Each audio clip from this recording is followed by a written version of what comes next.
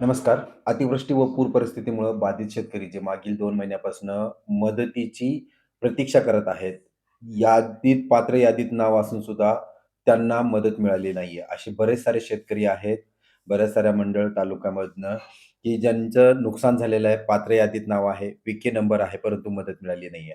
तर अशा शेतकऱ्यांना एक नवीन दिलासादायक अपडेट आहे. आजच अ, अधिवेशनाच्या पूर्वसंध्येला जी मंत्रिमंडळाची कॅबिनेट बैठक झाली होती आणि त्या बैठकीमध्ये बरेच सारे महत्त्वाचे निर्णय घेण्यात आले. तर त्यापैकी एक होता, की ज्यांच्या कुणाला अद्यापही ही मदत वाटप राहिलेली आहे, त्यांच्यासाठी निधीची तरतूद करण्यात आलेली आहे. जवळपास 663 कोटीचा निधी हा परत एकदा वाटपाला मंजुरी देण्यात आलेली आहे आणि ज्यांच्या कुणाचं ॲग्रीस्टॅगमुळं अडचणी होत्या आणि ॲग्रीस्टॅग ज्यांचं करेक्ट होतं त्यांना जी मदत वाटप झाली होती, ती आतापर्यंत 19,000 कोटीची मदत जी वाटप झाली आहे त्यापैकी ते शेतकरी आहेत आणि ज्यांना कुणाला ॲग्रीस्टॅगमध्ये काही अडचणी होत्या किंवा त्यांचा आधार बँकेशी संलग्न नव्हते किंवा ज्यांनी कुणी ॲग्रीस्टॅगचं नोंदणी केलेली नव्हती, अशा शेतकऱ्यांना विके नंबर काढून त्यांना के-वाय-सी केल्यानंतर आधार लिंक खात्यावरती पैसे पाठवण्याची मुभा दिलेली आहे. आता आपण पाहतोय की दुसऱ्या टप्प्यामध्ये बऱ्याच साऱ्या शेतकऱ्यांनी मागच्या 15-20 दिवसापासून ई-के-वाय-सी केलेली आहे. परंतु अद्यापही त्यांच्या खात्यावरती पैसे आलेले दिसत नाहीयेत. मग त्यामुळे चिंता सतवत होती आणि एक संभ्रमाची अवस्था होती की ई-के-वाय-सी करूनही पैसे येत नाहीत म्हणजे अडचण नेमकं कुठं आहे? म्हणजे त्यांच्याच शेतकऱ्यांना असा स्वतःवरच प्रश्न पडला होता की आपल्याच खात्यामध्ये काही अडचण आहे का?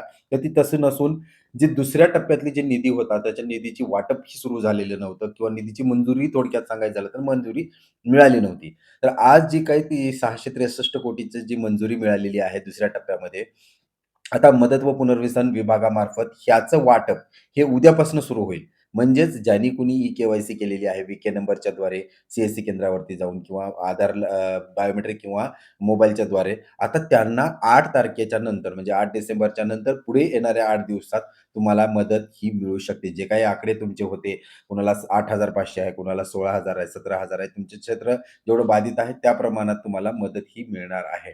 तर आशा करूया येणाऱ्या काळात तुम्हाला जर तुम्ही के-वाय-सी केली नसेल, अद्यापही तुम्हाला अ, अनुदान आलं नसेल, तर तुम्ही तपासून घ्या, की यादीमध्ये तुमचं नाव आहे का? आणि यादीमध्ये नाव असेल, तर ई-के-वाय-सी करून घ्या. ई-के-वाय-सी केल्यानंतर लागलीच 8 दिवसाच्या आत तुमच्या खात्यावरती जी मदत आहे, ती वाटप होईल. आशा करतो ही माहिती तुमच्यासाठी दिलासादायक आणि उपयुक्त ठरणार आहे. अशाच नवनवीन अपडेटसाठी चॅनलला सबस्क्राईब करायला विसरू नका. धन्यवाद.